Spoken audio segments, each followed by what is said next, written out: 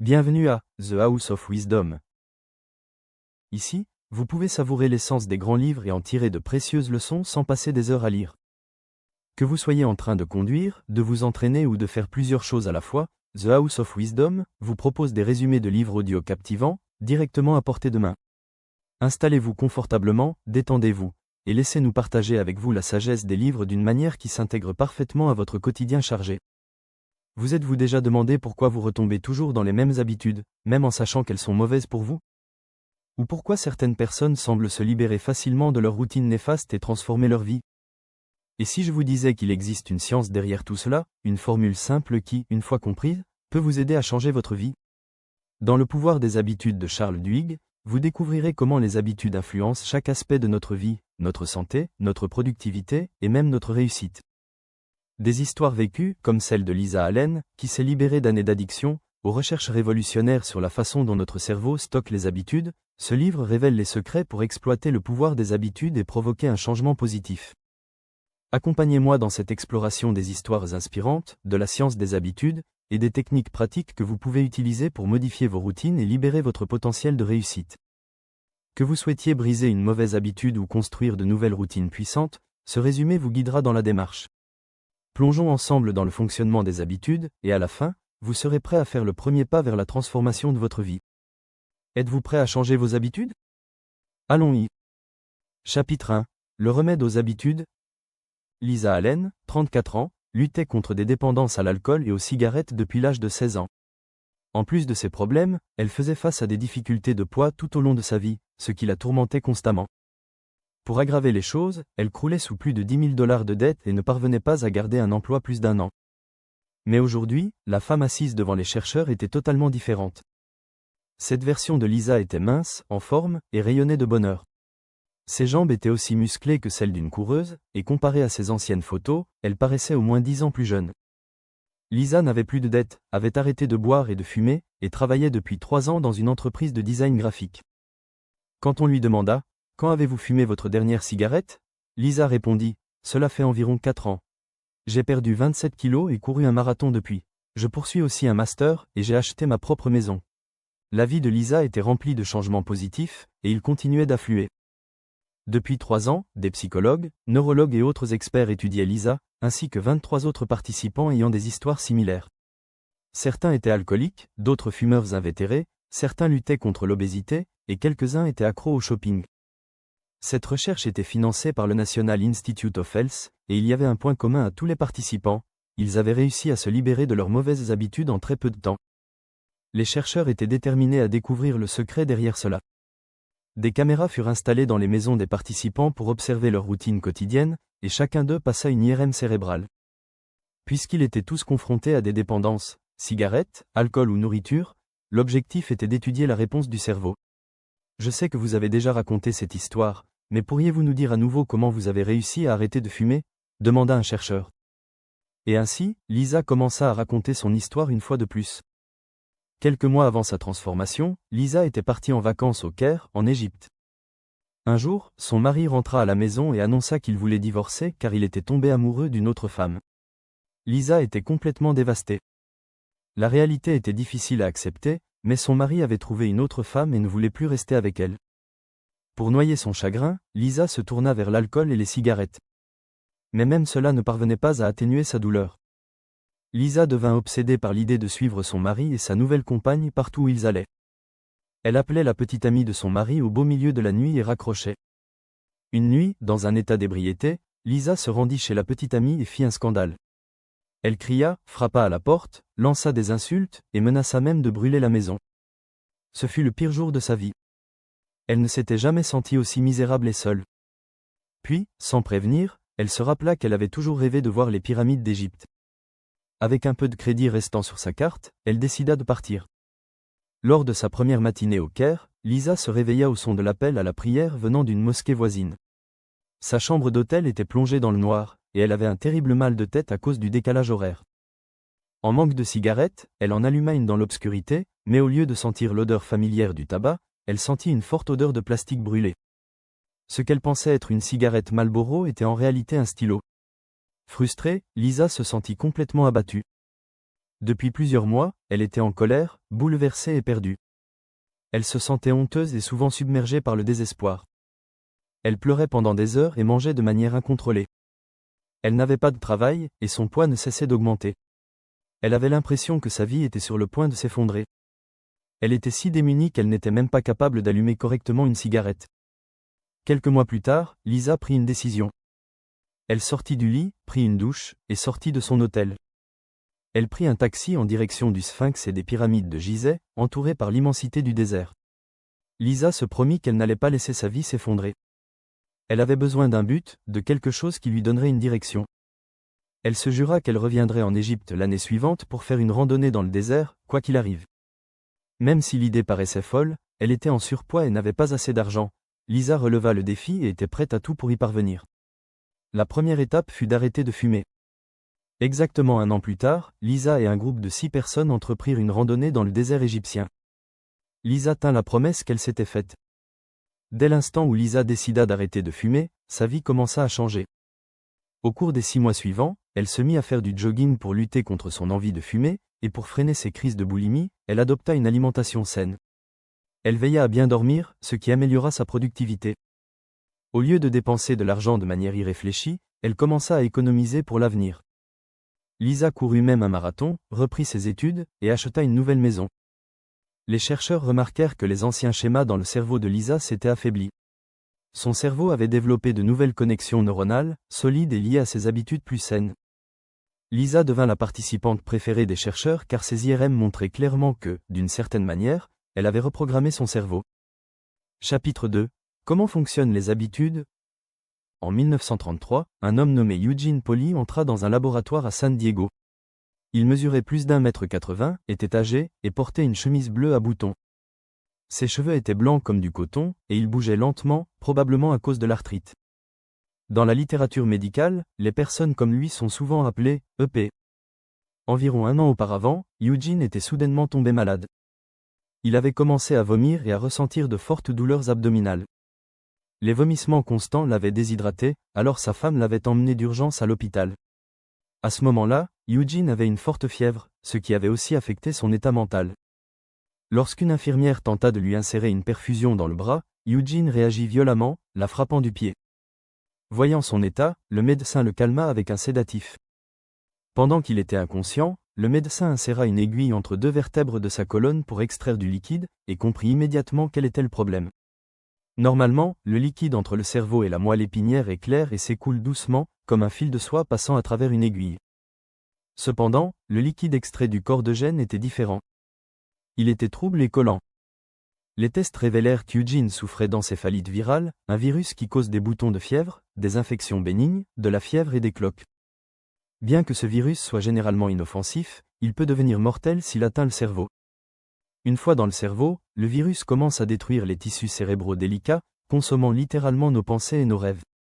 Dans le cas d'Eugène, une partie de son cerveau avait déjà été endommagée par le virus, et les médecins ne pouvaient pas la réparer. Cependant, ils lui administrèrent de fortes doses d'antiviraux pour empêcher le virus de se propager davantage. Eugene passa les 10 jours suivants dans le coma, oscillant entre la vie et la mort. Peu à peu, le médicament commença à agir, et sa fièvre diminua. Le virus semblait avoir disparu de son corps. Lorsqu'Eugene se réveilla du coma, son état mental était faible, mais il était vivant, un miracle en soi. Les médecins lui firent passer d'autres tests. Physiquement, Eugene allait bien. Il pouvait bouger ses membres et réagir à la lumière et au son. Cependant, son scanner cérébral montra que le virus avait rongé des tissus ovales au centre de son cerveau, là où le crâne et la colonne vertébrale se rejoignent. Il y avait maintenant un vide. Le médecin informa la femme d'Eugène qu'il devait se préparer au fait qu'Eugene ne serait plus jamais le même. Il dit « Je n'ai jamais vu quelqu'un revenir d'aussi loin. Je ne veux pas vous donner de faux espoirs, mais ce cas est complètement unique pour nous. » Quelques semaines plus tard, Eugene quitta l'hôpital et entama une rééducation. Cependant, il ne pouvait se souvenir ni des jours, ni des semaines, ni des mois passés. Peu importe combien de fois les médecins se présentaient, Eugene ne retenait pas leur nom. De retour chez lui, Eugene ne reconnaissait pas ses amis. Parfois, il se réveillait le matin, allait dans la cuisine et se mettait à préparer du bacon et des œufs. Ensuite, il retournait dans la chambre et allumait la radio. 40 minutes plus tard, il répétait la même routine, se lever, faire cuire du bacon et allumer la radio. Eugene devint un sujet favori pour les spécialistes de la perte de mémoire. L'un de ces experts était Larry Squire de l'Université de Californie à San Diego. Squire étudiait l'anatomie neuronale de la mémoire depuis 30 ans. Il observa qu'Eugene ne pouvait pas retenir de nouvelles informations. Lorsqu'on lui montrait des photos de ses petits-enfants, il ne les reconnaissait pas. Il ne se souvenait même pas d'avoir été malade ni d'avoir été à l'hôpital. Squire remarqua également qu'Eugene pouvait facilement se déplacer d'une pièce à une autre dans sa maison. Lorsqu'on lui demandait comment il se souvenait du plan de la maison, Eugene ne pouvait pas l'expliquer. Il savait où se trouvaient la cuisine et la salle de bain, mais ne savait pas comment il se rappelait cette information. Cependant, lorsqu'on lui demandait de dessiner un plan de sa maison, Eugene en était incapable. Eugene avait perdu sa mémoire, mais pas ses habitudes. C'est grâce à ses habitudes qu'il pouvait se déplacer dans la maison. Il connaissait même les environs du quartier. Lorsqu'il partait en promenade, il pouvait retrouver son chemin jusqu'à chez lui, mais lorsqu'on lui demandait comment il faisait, Eugene ne pouvait pas répondre. La routine quotidienne d'Eugene était la suivante. Il se réveillait le matin, sortait par le portail avant, faisait une promenade dans le quartier, et revenait avec un petit caillou. Ensuite, il s'asseyait sur le canapé et regardait la chaîne History. C'était sa routine quotidienne. Même si sa mémoire avait disparu, ses habitudes restaient intactes. Grâce à ses habitudes, Eugene pouvait se promener dans le quartier et rentrer chez lui sans difficulté. Le cerveau humain est comme un oignon, composé de nombreuses couches. Les couches extérieures gèrent les processus de pensée complexes, mais profondément à l'intérieur du cerveau, près du tronc cérébral, se trouvent des structures primitives qui contrôlent les comportements automatiques comme respirer ou avaler. Que nous nous en souvenions ou non, ces habitudes ne disparaissent jamais, même si nous perdons la mémoire. Au centre du crâne humain, de la taille d'une balle de golf, se trouve un tissu appelé le ganglion basal, qu'on retrouve aussi chez les mammifères, les poissons et les reptiles. C'est l'endroit où nos habitudes sont stockées. Les scientifiques ont découvert que nous développons des habitudes parce que le cerveau cherche toujours à économiser de l'énergie. Il transforme toute routine en habitude afin que le cerveau puisse se concentrer sur des tâches plus complexes. Par exemple, lorsque nous marchons, faisons nos lacets, nous habillons ou nous brossons les dents, nous n'avons pas besoin de trop réfléchir. Nos mains et nos pieds bougent automatiquement parce que ces actions sont devenues des habitudes, nous les faisons en pilote automatique. En essence, notre cerveau regroupe ces tâches, les divisant entre actions importantes et non importantes. Ainsi, le cerveau n'a pas à travailler trop dur sur les habitudes et peut économiser de l'énergie pour des tâches plus difficiles, comme résoudre des problèmes mathématiques ou programmer un logiciel. Notre ganglion basal est pleinement actif lorsque nous nous brossons les dents ou faisons nos lacets. Grâce à ces habitudes automatiques, nous sommes capables de prendre des décisions et de nous engager dans une pensée de plus haut niveau. Chapitre 3. La boucle de l'habitude. La boucle de l'habitude est un schéma simple qui fonctionne en cycle, signal, routine, récompense. La clé pour créer une habitude est de répéter cette boucle suffisamment de fois jusqu'à ce que le comportement devienne automatique. Le signal est le déclencheur qui initie le comportement, la routine est le comportement lui-même, et la récompense est le renforcement positif qui garantit la répétition du comportement. En 1990, des scientifiques du MIT ont mené une expérience sur des rats pour observer le rôle des habitudes dans le cerveau. L'expérience a montré que les rats ayant un noyau gris central, une région du cerveau qui contrôle les habitudes, endommagés avaient des difficultés avec des tâches telles que naviguer dans des labyrinthes ou ouvrir des contenants de nourriture. Les scientifiques ont surveillé l'activité cérébrale des rats pendant qu'ils effectuaient ces tâches, en utilisant des capteurs pour suivre l'activité du noyau gris central. Les rats étaient placés dans un labyrinthe en forme de T, et leur objectif était de trouver du chocolat au bout. Au début, ils erraient sans but, reniflant l'air et grattant les murs. Avec le temps, à force de répéter la tâche, leur comportement est devenu plus ciblé et automatique. Ils se dirigeaient directement vers le chocolat sans hésitation. L'activité du noyau gris central diminuait parce que le comportement devenait une routine ne nécessitant plus de pensée consciente. Le signal était le son de clic annonçant le début de l'expérience, la routine était de naviguer dans le labyrinthe, et la récompense était le chocolat. Cette expérience a prouvé que les habitudes sont stockées dans le cerveau, en particulier dans le noyau gris central, afin que le cerveau puisse économiser de l'énergie pour des tâches plus importantes. À mesure que les habitudes deviennent enracinées, elles demandent moins d'efforts mental, permettant au cerveau d'économiser de l'énergie pour d'autres activités.